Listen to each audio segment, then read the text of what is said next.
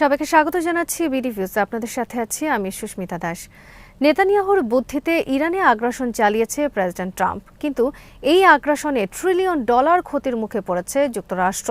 মধ্যপ্রাচ্যের দেশগুলো জানিয়ে দিয়েছে যুদ্ধের কারণে পশ্চিমা দেশগুলোতে বিনিয়োগ করা কঠিন হবে, এমনকি কিছু বিনিয়োগ তাদের তুলে নিতে হবে।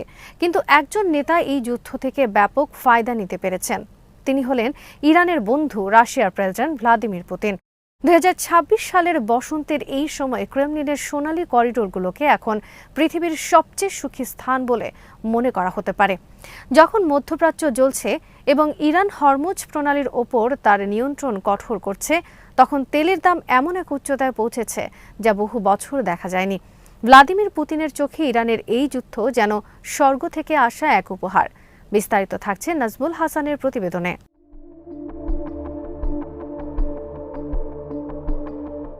ইরান যখন হরমুজ প্রণালী দিয়ে জাহাজ চলাচলে বিধিনিষেধ আরোপ করেছে, তখন ট্রাম্প প্রশাসন এক নজিরবিহীনভাবে সমুদ্রপথে রাশিয়ার তেলের উপর থেকে নিষেধাজ্ঞা তুলে নিয়েছে। রাশিয়ার রাজকোষে প্রতিদিন অতিরিক্ত $100 মিলিয়ন বা তার বেশি নগদ অর্থ প্রবাহিত হচ্ছে।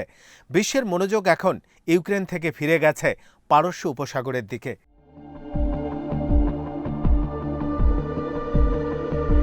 ইউক্রেনের যুদ্ধ এখন আর আন্তর্জাতিক গণমাধ্যমের খবরই শিরোনাম নয়।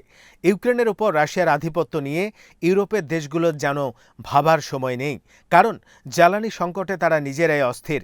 ইউরোপের যেসব দেশ এতদিন রাশিয়ার বিরুদ্ধে যুদ্ধের হম্বিতম্বি করেছিল, তারা এখন লেজ গুটিয়ে রাশিয়ার গ্যাসের জন্য অপেক্ষা করছে।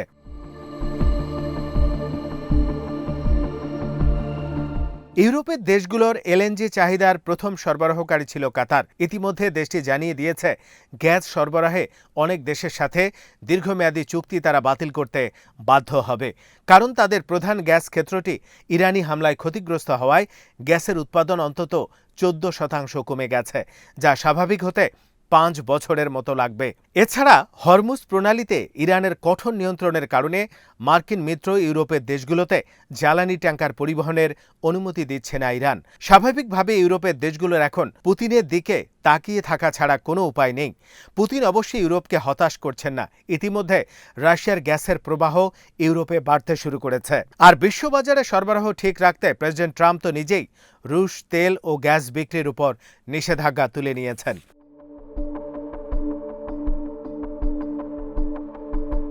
রুশ গণমাধ্যমের খবরগুলো দেখলে মনে হবে তেহরান, বাগদাদ বা ত্রিপোলিতে মার্কিন যুক্তরাষ্ট্রের পুনরায় জড়িয়ে পড়ার দৃশ্য দেখে আনন্দিত হচ্ছে।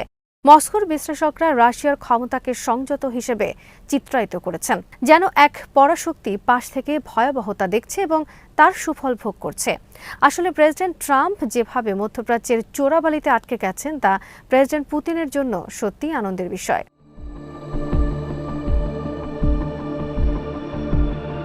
প্রেসিডেন্ট পুতিন একদিকে এই যুদ্ধের কারণে যেমন লাভবান হচ্ছেন, তেমনি নীরবে তার মিত্র ইরানের পাশে দাঁড়িয়েছেন।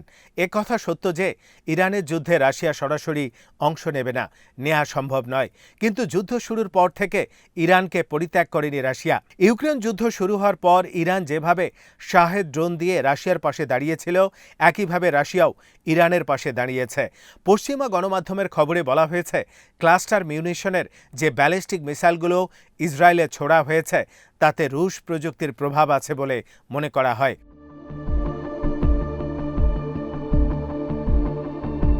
অনেক পশ্চিমা নিরাপত্তা বিশ্লেষকের মতে, যদি ইরানে স্থল অভিযান চালানো হয়, তখন বোঝা যাবে ইরানের সমরাস্ত্রের উপর রাশিয়ার প্রভাব কতটা আছে। ইরান হয়তো এখনও আরও কিছু মিসাইল ব্যবহার করেনি। এছাড়া মার্কিন সৈন্যরা যদি ইরানের ভূখণ্ডে ঢোকে, তখন যুদ্ধের রূপ অনেকটা বদলে যাবে, কারণ ইরান দীর্ঘমেয়াদী যুদ্ধের জন্য প্রস্তুত হয়ে আছে। সে ধরনের সমরাস্ত্র তারা মজুদ রেখেছে। রাশিয়ার সরবরাহ করা অস্ত্রের চিত্র তখন আরও স্পষ্ট হবে।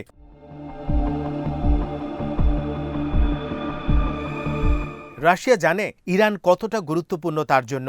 রাশিয়ার মিত্র সিরিয়ায় বাশার আল আসাদ সরকার এখন নেই। ভেনেজুয়েলায় নিকোলাস মাদুরোকে জোরপূর্বক যুক্তরাষ্ট্রে নিয়ে যাওয়া হয়েছে। এমনকি ইরানের সর্বোচ্চ নেতা আলী খামেনিকে হত্যা করা হয়েছে। যুদ্ধ ছাড়া যদি ইরানে যুক্তরাষ্ট্র সফল হয়, তাহলে চীন ও রাশিয়া উভয় দেশের জন্য আর মিত্র শক্তি থাকবে না। ফলে রাশিয়ার কৌশল হবে যুদ্ধকে প্রলম্বিত করা, যা ইরানের নীতির সমান্তরাল।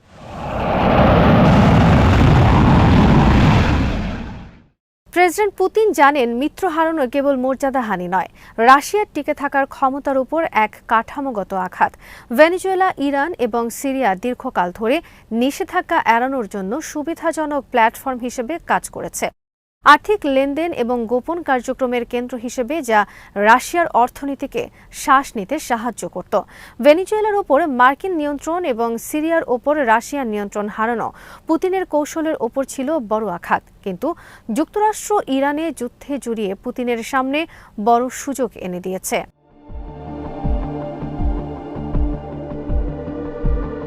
ইরান এবং উপসাগরীয় দেশগুলোর মধ্যে রাশিয়া সবসময় ভারসাম্য বজায় রাখার চেষ্টা করে আসছে। এবারের যুদ্ধে উপসাগরীয় দেশগুলোর নিরাপত্তা প্রশ্নে তাদের ভয়াবহ দুর্বলতা চোখে আঙ্গুল দিয়ে দেখিয়ে দিয়েছে। যুক্তরাষ্ট্রের সমরাস্ত্র, যুদ্ধবিমান ও আকাশ প্রতিরক্ষা ব্যবস্থা থাকার পরও এইসব দেশ ইরানের হামলা থেকে রক্ষা পায়নি। ইরান যখন আরব আমিরাত, বাহরাইন ও সৌদি আরবে মিসাইল ও ড্রোন হামলা চালিয়েছে, তখন এসব দেশ থেকে আকাশ প্রতিরক্ষা ব্যবস্থা ইসরায়েলের নিরাপত্তার জন্য সরিয়ে নেওয়া হয়।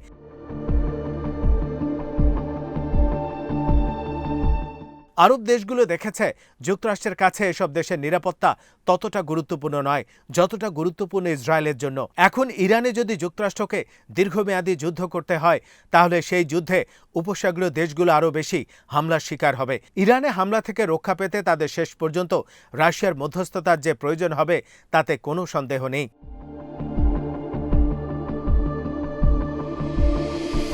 অনেক বিশ্লেষক মনে করেন ইরান যুদ্ধ মধ্যপ্রাচ্যের কৌশলগত সম্পর্ক বদলে দেবে।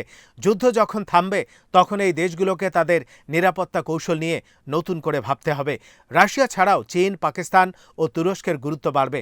পশ্চিমা দেশগুলোর ইসরায়েল প্রীতি মধ্যপ্রাচ্যের জনমতকে বিক্ষুব্ধ করে তুলেছে। তাদের সামনে এখন স্পষ্ট ইসরায়েলের স্বার্থ রক্ষার নীতি তাদের অবস্থানকে দুর্বল করে তুলেছে। এর ফলে মধ্যপ্রাচ্যে রাশিয়া ও চীনের প্রভাব আগামীতে আরও বাড়বে।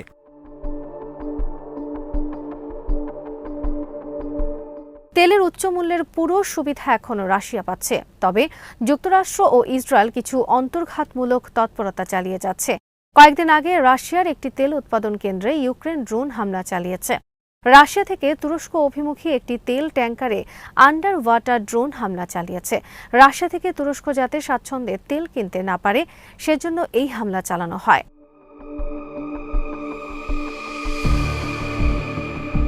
ইরান যুদ্ধ নিয়ে যুক্তরাষ্ট্র ভবিষ্যতে আরও বড় ধরনের সংকটের মুখে পড়তে পারে। তখন আসল বিপদ হবে যুদ্ধ দীর্ঘ হয় কিংবা উপসাগরীয় দেশগুলো জড়িয়ে পড়ে।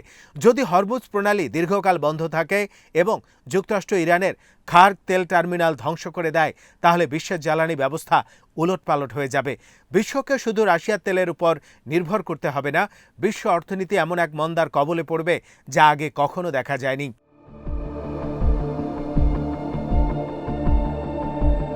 ট্রাম্পের সামনে একটা সুযোগ ছিল ওয়াশিংটন এবং তেহরানের মধ্যে মধ্যস্থতাকারী হিসাবে পুতিনকে সামনে আনা, কিন্তু অহংকারী ও ইহুদিবাদী নীতির কারণে ট্রাম্প সে পথে হাঁটবেন বলে মনে হয় না। তবে অনেকে মনে করেন শেষ পর্যন্ত ট্রাম্প সেদিকেও যেতে পারে। যদি হোয়াইট হাউসের হিসেব বদলে যায় এবং ট্রাম্প ইরানের যুদ্ধ শেষ করতে পুতিনের সাহায্য চান, তবে মধ্যপ্রাচ্যে রাশিয়ার প্রভাব আরও বাড়বে। একই সাথে পশ্চিমাদের বিরুদ্ধে ইউক্রেন যুদ্ধের মধুর প্রতিশোধ নিতে পারবেন পুতিন।